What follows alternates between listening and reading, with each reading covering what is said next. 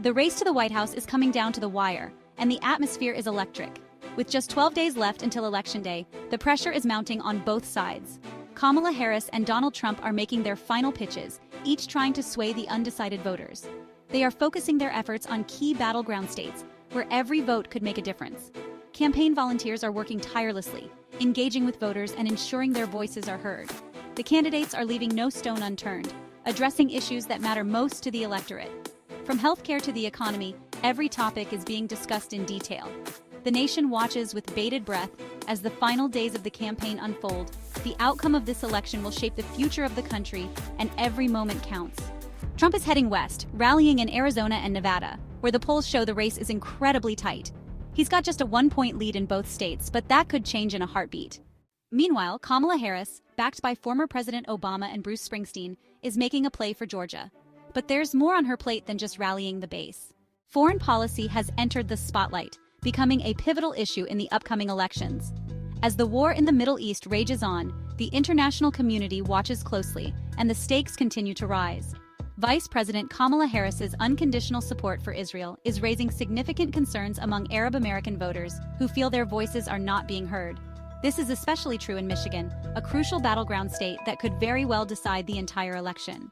The sentiments of these voters could sway the outcome, making their concerns a focal point for both parties.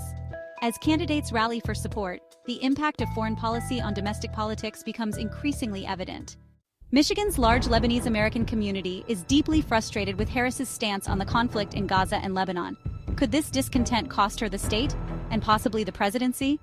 Trump, on the other hand, is making gains with Arab voters. His surprise stop in Michigan last week, where he secured an endorsement from a Yemeni-American mayor, may be a game-changer. The polls are neck and neck. In Arizona, Nevada, and Michigan, just 1 percentage point separates the candidates. Every vote could be the difference. With the economy, inflation, and foreign policy all in the mix, it's anyone's race. The candidates are pulling out all the stops, making promises and pledges to sway the undecided voters. Each handshake, each campaign poster, and each speech is meticulously crafted to address the pressing issues that matter most to the electorate. The stakes couldn't be higher. This election is not just about who will sit in the Oval Office, but about the direction the country will take for the next 4 years. The energy is palpable, and the passion of the voters is on full display as they rally behind their chosen candidates. Will it be Harris or Trump? Both candidates have their strengths and weaknesses, and the nation is watching closely. Harris brings a fresh perspective and a promise of change, while Trump offers a continuation of his previous policies and a focus on economic growth. Stay tuned, because the next 12 days will be decisive. Every moment counts as the candidates make their final push to win over the hearts and minds of the voters.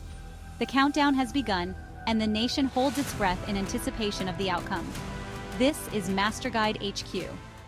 Comment below with your thoughts. Who do you think will win?